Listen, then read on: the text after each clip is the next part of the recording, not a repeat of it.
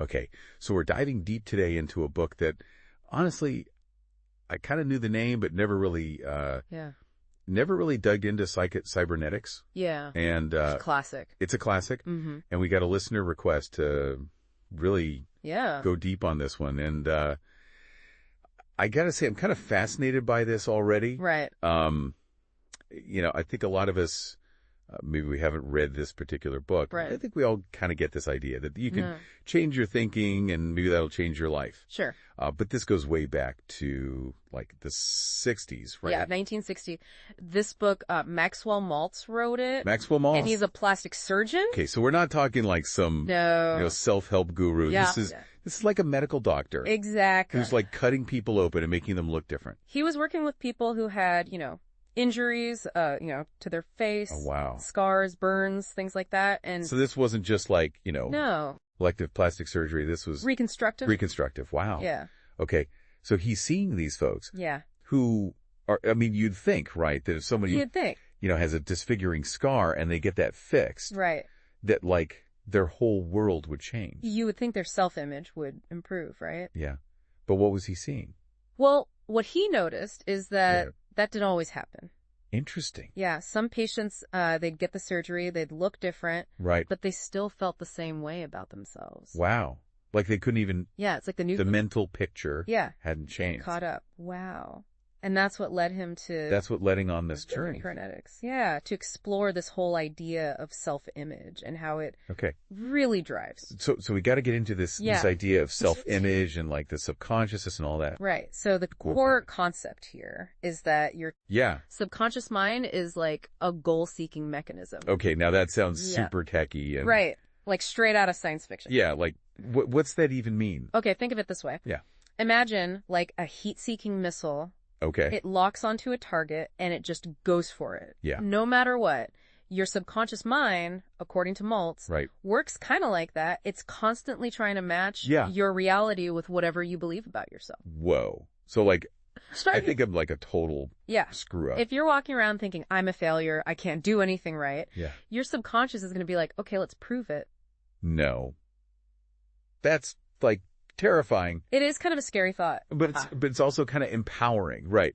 Because it means you're not stuck. You can change those beliefs. So it's not just like, oh, woe is me. Yeah. It's like, oh, okay, maybe I can actually. You have the power to change the programming. Wow. Okay, so I'm starting to get this self-image thing. Yeah. Where does the cybernetics come in? Okay, so cybernetics was like the hot new science back in the 60s. Right, so it's all about like... Yeah, robots, computers, systems that can kind of control themselves. Right. And Maltz was like, hey, the human mind is kind of like that too. Okay. It's got these feedback loops. It's constantly adjusting based on the information it's getting. So we're not just robots, but our brains are kind of... There are some similarities in how they work. Wow. Okay, so... And, this might seem a little dated though. Yeah, because cybernetics, that sounds like... It's very... like old school sci-fi. It is. But the core principles that Maltz was talking about, they're still relevant. So even though the language might be a little... The language is from a different era. Right. The ideas... The ideas are still powerful. They still hold up. Yeah. Okay, cool. So then, like, how do we actually change this self-image?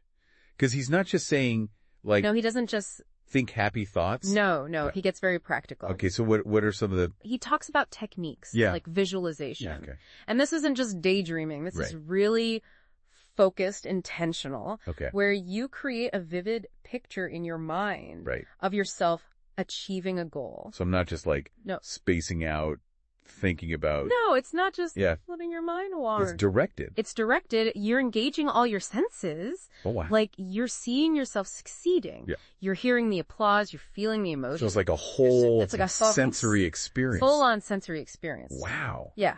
Okay, so like, if I'm terrified of public speaking, I should picture myself like up on stage, owning it. Yeah, and like feeling that confidence, hearing the audience respond positively. Okay, so it's not just the visual, it's like... No, it's all of it. The whole package. And that's somehow... And the idea is that the more real you make it, the more your subconscious starts to believe it's possible. So I'm tricking my brain... in a way, into thinking, oh, we can do this. You're showing it a new possibility. I like that.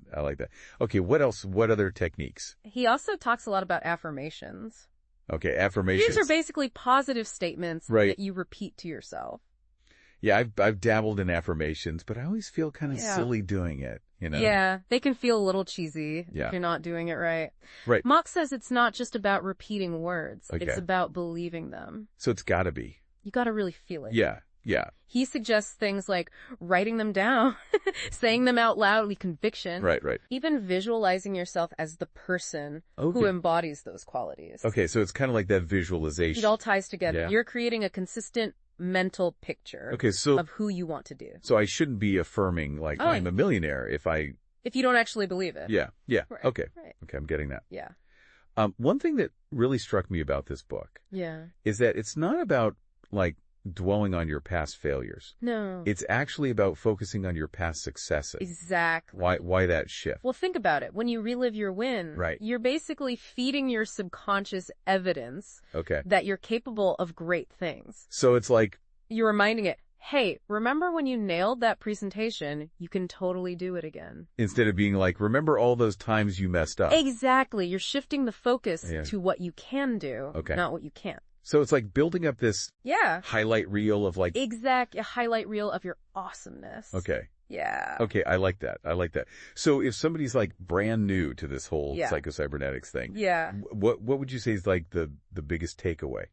I think the biggest takeaway is that you are not stuck with your current self-image. Okay. Your mind is way more adaptable than you think. Right. And with the right tools, you can reshape that inner world. Okay, so it's hopeful. It is. It's not just like, oh, you're doomed to repeat the same patterns. No, you have the power to change. Okay, so that's pretty cool. Yeah. So we've talked a lot about like this whole subconscious mind thing. Right. But like, is there any actual science to back this up? Oh, absolutely. Okay, just some new age fluff. Yeah. Like nowadays we talk about neuroplasticity, which is the brain's ability to rewire itself. Yeah. And this is like a huge area of research in neuroscience. Okay. And it basically confirms what Maltz was saying. So he was kind of ahead of his time. Way ahead of his time. Wow. Yeah. That's pretty amazing. Yeah. Okay. So, he might have used the language of cybernetics. Right. But what he was talking about was really neuroplasticity. Wow. So this book is still relevant. It's still relevant. It really is. I think its enduring appeal is that it's so empowering. Right. It reminds us that we're not just victims of circumstance. Right. We have the power to change, to become who we want to be. It's like we're not just along for the ride. Exactly. We're actually in the driver's seat. You're in control. Okay. I like that. I like that a lot. So on that note, let's leave folks with a little something to think about. Okay. If you could program your subconscious mind with one like super empowering belief, what would it be? That's a good question. Yeah, it's something to ponder, right? Yeah, something to chew on. Awesome. Well, thanks for diving deep with us. It was my pleasure. Into Psycho-Cybernetics. A fascinating book. It really is. Yeah. We'll catch you next time. See you then. Bye.